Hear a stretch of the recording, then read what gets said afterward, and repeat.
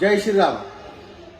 आपण पाहितलं काल आपल्या भारत देशाचे कर्तव्यदक्ष पंतप्रधान ज्या माणसानं भारत देशाचं नाव जगाच्या कानाकोपऱ्यात नेलं, भारत देशाचा स्वाभिमान अभिमान वाढवण्याचं काम केलं, भारत देशाचा सर्वांगीण विकास करण्याचं काम केलं, असे आपले लोकप्रिय पंतप्रधान आदरणीय मोदी साहेबाबद्दल अभिजित दिपके यांचे वडील जे भाषा वापरली, एक तर मी त्यांना सांगू इच्छितो, तुमच्या मुलाला तुम्ही सांगा, आंदोलन करीत असताना त्यांची जी भाषा आहे, देशाचा अपमान करणे, देवधर्मांचा अपमान करणे, अमेरिकेची सुपारी घेऊन आलेले दिपके, तुम्हाला काय सिद्ध करायचे?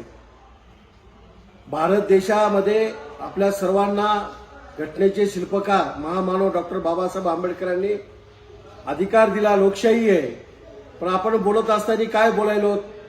ओटसूट मोदी साहेबाबद्दल बोलणं हे कुठेतरी थांबलं पाहिजे। देशाचे पंतप्रधान मोदी साहेबांचा अपमान म्हणजे आपल्या भारत देशाचा अपमान आहे।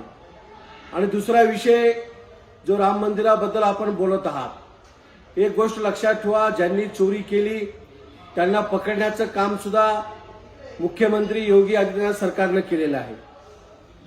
त्यामुळे ते आरएसएसचा बी काही संबंध नाही, भारतीय जनता पार्टीचा काय संबंध आहे? जे डाकू आहेत, चोर आहेत, ते चोर आहेत, त्यांना पकडलेलं आहे, त्यांच्यावर कारवाई होणार आहे। विनाकारण लोकांची दिशाभूल करायची नाही।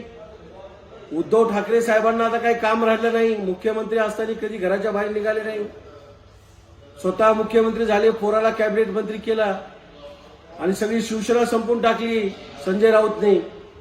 आता राहिले तिघच या पक्षामध्ये शिल्लक।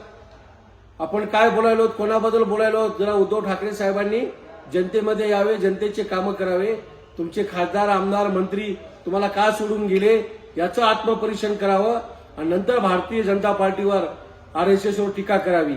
एवढंच आपल्या माध्यमातून परत एकदा दिपके, असं काही किती दिवस चालत नसतंय, नेमकं काय सिद्ध करायचंय?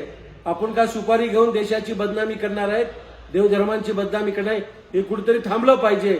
तर येणाऱ्या काळात जशा तसं उत्तर तुम्हाला दिलं जाईल। धन्यवाद।